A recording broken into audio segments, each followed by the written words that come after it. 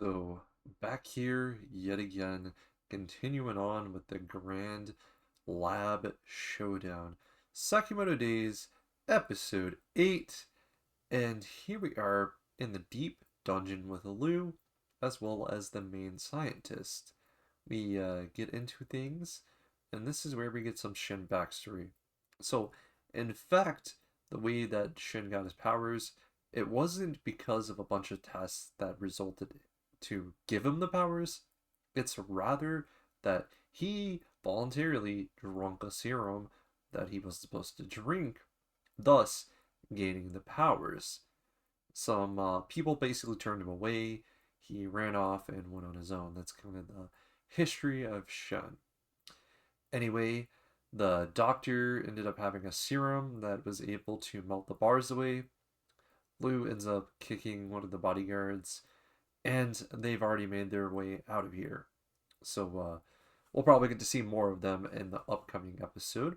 Moving along, we go with the main big battle. So Sakamoto is facing off against this mad Higurashi guy, crazy mad scientist.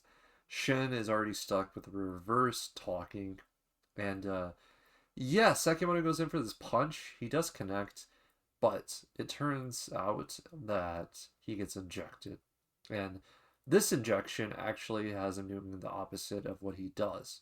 So whenever he goes to punch Mataragachi, it ends up hitting Shin. And if he tries to hit Shin, it hits Mataragachi. So they're able to take advantage of this. Mataragachi kind of makes fun of Shin. Shin takes it personal. Then the readings come in from Sakamoto. Shin gets it. He starts dodging. Boom, boom, boom, boom, boom, boom. Bro gets beat up. And yeah, they kind of check in with the lab people. Things are good. They're feeling good. And they want to go down and see Lou go free her. And as they're running, this is where a hole just comes out of nowhere. Sakamoto's falling. Shin starts to fall. Sakamoto hits Shin out of the way. And man was a lifesaver. We move on to something that happened at the very end. It was actually quite interesting. Get to meet two people from the foundation, and they are very interesting. So there's this order, and it's the assassination order, pretty much. So one of them is Asaragi. She is a female, looks kind of emo, blanket expression. You kind of get what I'm putting down here. Then we go to the other one. He seems like a killer. I feel like he was eating some type of human meat in last episode. His name is Shishiba, which it's not told to us straight away. They're kind of having this talk. It ends up, though, that Reindeer and his two bodyguards kind of meet up with them. He's like facing towards them, and we get to see the two of them, and they have a bunch of these guards all laid out, all dead. Same from the thumbnail. That's exactly the moment. It was insane. And that's where the two bodyguards kind of vanish out of nowhere. Shishiba stabs them. He stabs both of them, and it was just a blink like them. That's where we kind of have this crazy showdown where Reindeer starts crying. He basically takes off his mask, and he ends up stabbing Shishiba. It goes from that. Shishiba just comes right behind him, breaks his neck, and twists him backwards. And that's where we find out that he's not quite human. He is actually somewhat of a robot. He brings out these crazy blades and stuff, and there's like a little bit of a standoff going. But out of nowhere, it just happens. Sakamoto falls out and falls on top of him. Sakamoto ends up having a meetup with these other two. One of them, he knows. Shishiba is the one he knows. But it turns out that Azaragi, she is a newer member. She's not from the original cast of Hitman that Sakamoto knows. So she's an interesting character to watch. She is also in love with the fact that Sakamoto reminds her of a teddy bear. Don't know if that's noteworthy or not. But interesting face off going on. Turns out they were here to find a person named Slur.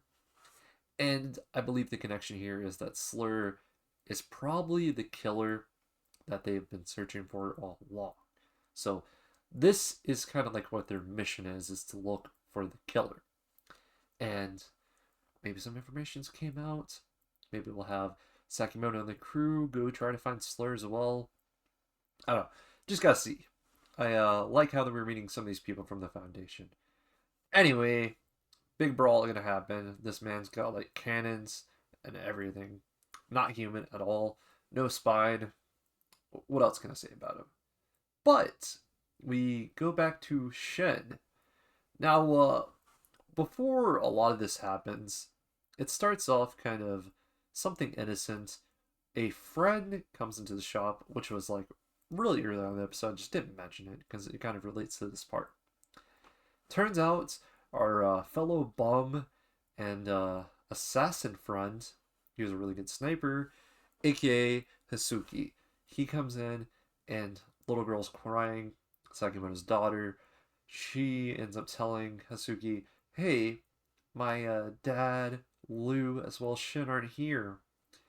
And he comes up with this idea. He's like, hey, I'll go get him for you. So he's like, goes out. We don't really get to see much of him. Then we get to this final part.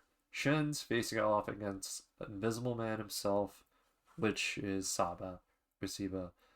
He is interesting. I do want to say, in fact, he doesn't have a power. Rather, he has some sort of suit that makes him turn invisible. He's taking advantage of this. Shin can't really read him. And he's kind of beating Shin up. He's coming close with the knife. I think he cuts up his hand a little bit.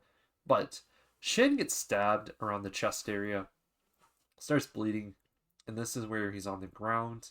He takes some of the blood, rubs it on him, and that's where he's like, I got you. And then we go from that to, you got this, and then Isuki shoots a bullet. So, new teammate, new friend, I'm always down for that.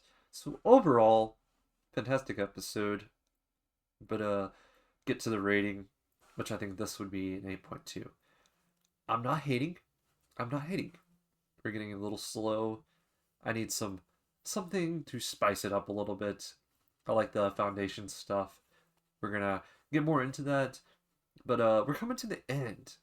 And whenever you're coming to the end of something, no matter if it's a comedy or not, you gotta keep interesting new things coming. Mystery is a big one. There is some mystery. The slur stuff, so I know whenever that comes, it's gonna be a massive W. With that, I guess I'll go to the question of the day. How did you feel about Reindeer and him being robotic? Who could have guessed?